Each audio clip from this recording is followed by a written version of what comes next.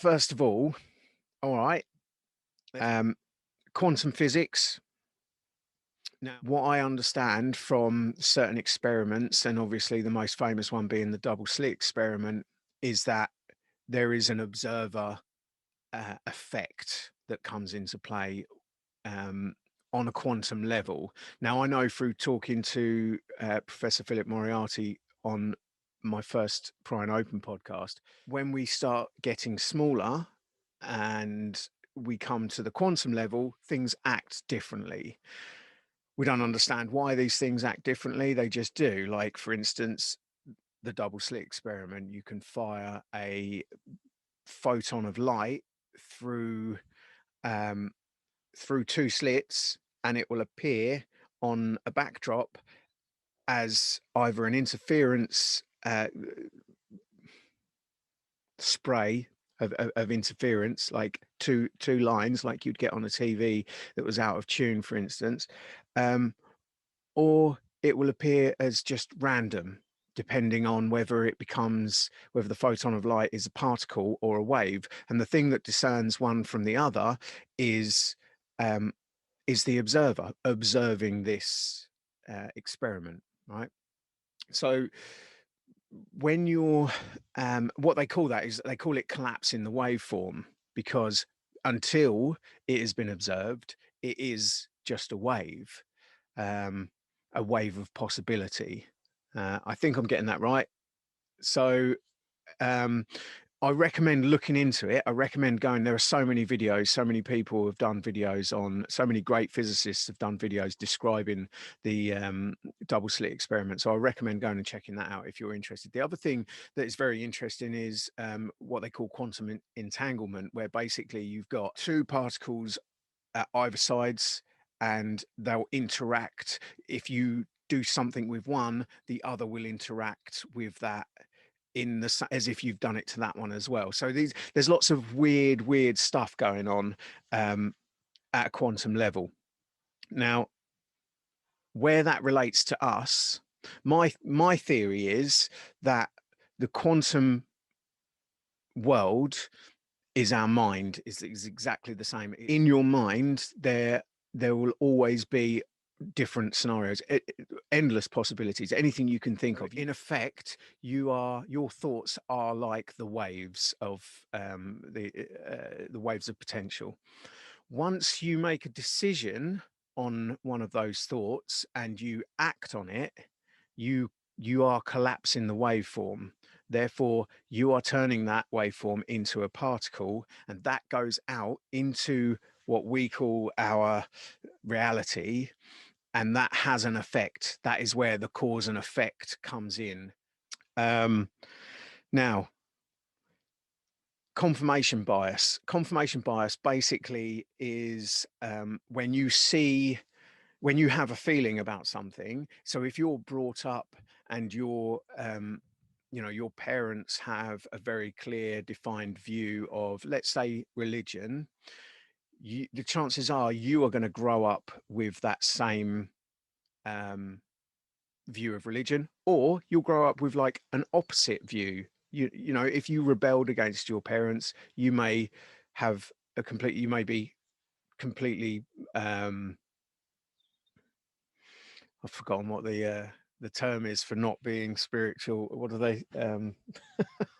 Um, Atheist. There you go. Thank you, whoever that was sitting there going, "Atheist, you idiot." Um, so yeah, you could be an atheist, but what will happen is, in your reality, you will experience things that will confirm this. If you walk around believing there's no such thing as God, you will never experience anything godlike, because you are perceiving the world through that. If you walk around going, there might not be a God, I'll keep my eyes open for a God, you might see stuff that you could attribute to a godly force. Confirmation bias is just that. It is, you will always see and experience things that back up your beliefs, your preferences, your expectations. Okay. Now, how this works is a bit like the law of resonance. The physics definition of resonance is the reinforcement or prolongation of sound by reflection from a surface or by the synchronous vibration of a neighboring object. Now, again, if you are in a room, this works particularly well with acoustic instruments. And the more you play that note on over here, the more this instrument will respond to that. And if you've ever been in a band and you're playing music in a room and you've got a particular song that's in a particular key and you've got a lot of acoustic instruments, before you know it, you get halfway through the song and the room will be like, it'll just be going nuts, and like it'll be doing your ears in, because basically that frequency, everything is just picking up on that frequency. And if you go to if you ever pass in Cairo and fancy going to the Giza Plateau, you can go into the Great Pyramid, and there's a very large chamber. I'm not entirely sure which one, because I just don't retain that kind of information. I retain like the little interesting bit, but what room it was, I don't. It just whatever. It's like Homer Simpson with the donuts leaving. In this room, you can stand in this room and you can hum, and if you get the right pitch, the room will hum back at you. How that relates is quite simple. I don't know if anyone's seen anything lately, but there is a lot of promotion. There is a lot of advertising for this thing. There's a like a virus or something, and this promotional material is saying things like, act as if you have it. That was one of the slogans. Now, that concerns me deeply. The reason that concerns me deeply is because if you know anything about, if you're interested in knowing a bit more about the power of our imagination and our perception, um, look into a guy called Neville Goddard. Now, Neville Goddard explained how your imagination is the gateway. This is where this is going to get a little bit spiritual. It's the gateway into your conscious creating mind. Okay. If you want to create a reality, first of all, you need to imagine that reality. Now, this is exactly what they're doing in the media. They are asking you to say, they are constantly telling you, um, they're constantly giving you information, giving you statistics. People love humans love statistics. You put a percentage sign at the end of a number and people will automatically believe it's true, because throughout school, we are raised to believe that percentages, statistics, equations, these are all science related terminology. And we immediately, since like the 1400s, we have been on this trajectory for trying to break down what we believed before that. And what we believed before that was very much in a very much spiritual, one with nature world. And now we don't. Now we think we are separate from nature, because in science we have broken things down. We've taken these things. Now there's a problem. If you will ever remember in science class, you would have dissected some animal, probably some frog or something, right? And they talk about how we do this in order to learn how something works. Well, that to me is completely baffling. Why would you dissect something that is dead to find out how it lives? That doesn't work. How it would appear that things work is that the way you perceive your reality and your imagined scenario is the most likely. If you believe that this is what is going to happen, then this is what is going to happen. Now, I've also seen over the last year newspaper articles that have projected the future. They have predicted the future. They have said, we will probably go into this lockdown. We will probably have this tier system. We will probably have raised cases. All of this stuff that has happened throughout has all been projected by the media in advance of it happening. And almost every little thing that has been projected has come to pass. The reason for that is because the large percentage of the population of the world, because this is not exclusive to any country of the world, has taken this information, believed it, because the larger percentage of our populations believe what we are told by the media, because we believe that their function is to report news, to report information that is true. And we all know that isn't true. We all know that a lot of these stories are sensationalized. We have the red banner newspapers. We know that that is their main function, is to sensationalize, to be overly dramatic. So but the problem is, the moment you see the headline, and again, the headline, it will be very untrue to the story. Again have done research. I have read the headline, gone to the story, read the story, got to the end of the story where it says at the bottom, this is our opinion, or this is a likely scenario, or this is one person's view on. So it categorically says at the end of the story, this is not true. That headline definitely wasn't true. The headline was to grab you to read the story. If you, not even to read the story necessarily, but if you do read the story, which many people don't, you're getting closer to the truth by the time you get to the end. So you're being told all of this. You're getting all of these posters that are saying, act as if you have it. Now, that is the key element to consciously creating your reality. You act as if something is real, and it is going to become real, because your subconscious mind does not know the difference between what is true and what isn't. Who is more who is having a better time? Who is happier? The poor man, the poor fool who thinks he's a king, or the king who thinks he's a fool? It's bloody obvious, right? The poor man who thinks he's a king, he's gonna be walking around like everyone else is looking at him going, that poor fucker, look at him. He thinks you know, he's walking around going, I'm king. Like, he's having a great time. You looking at him going, look at him, poor fella. You're not having a great time because you don't think you're a king. But you are, see, because we all are. We all are a king. We all have self-sovereignty. No matter what anybody does, no matter how much is taken away from us, we have the power of our minds. And in that, we have our imagination. And in our imagination, we can create whatever it is. But when we are being constantly told what to create, it coincides with what everybody else is doing, what everybody else is thinking, what everybody else is believing. This stuff gets created. Now, I wanted to just highlight there is such a thing as bias. So I just want to make a point that I'm aware that anything I believe, I am going to receive confirmation bias for this. And that is partially because I will have a tendency to overlook contradicting ideas that don't resonate with me. I've described the resonance. If it doesn't resonate with me, if I read something, I'm like, I think that's bullshit. I'm not going to believe it. So that's confirmation bias the other way, right? Um, so I will overlook the contradicting ideas, but it's also partially down to the principles of resonance, which I've just described.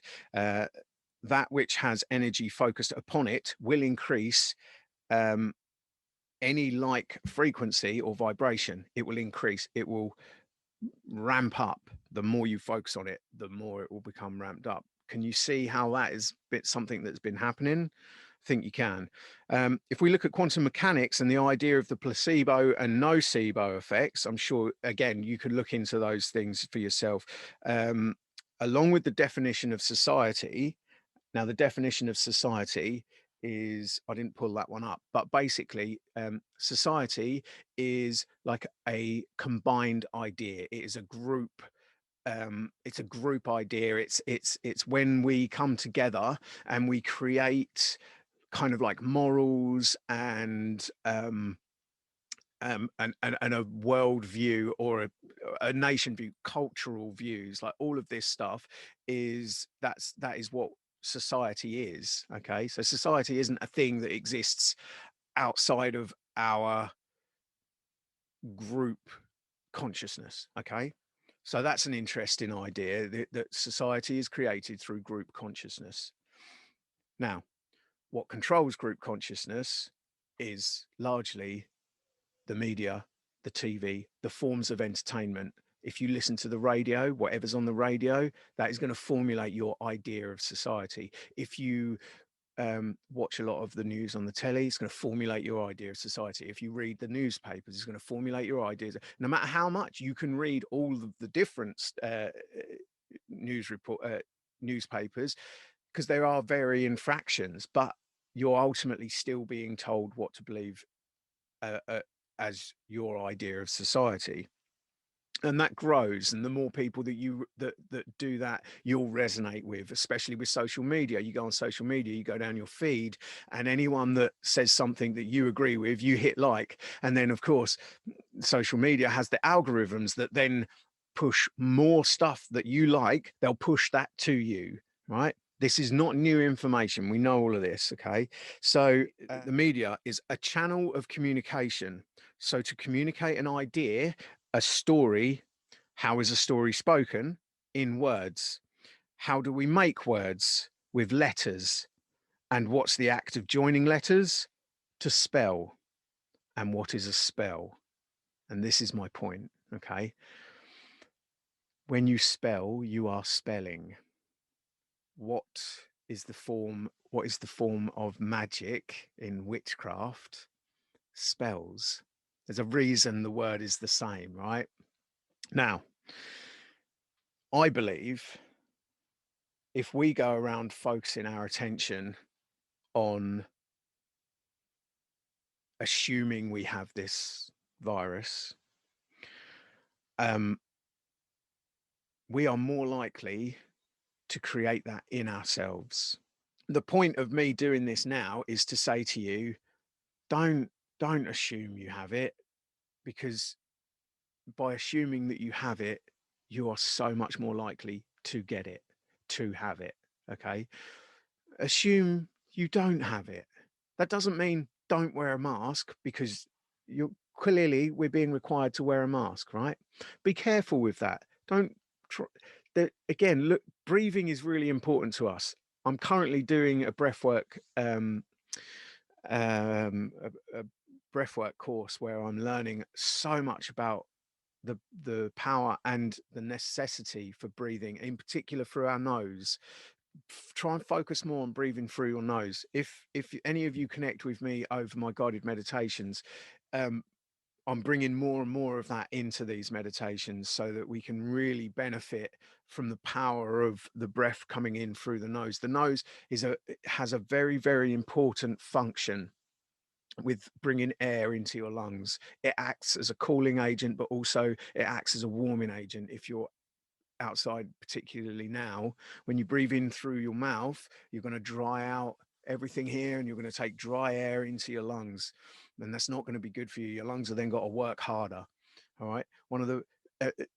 Again, another thing about breathing in through the nose and how important it is to breathe in through the nose, in particular at this time because of a virus, that nitric oxide is produced when you breathe in through your nose. So and that helps to fight against these viruses. It will break these viruses down before they can enter into your body.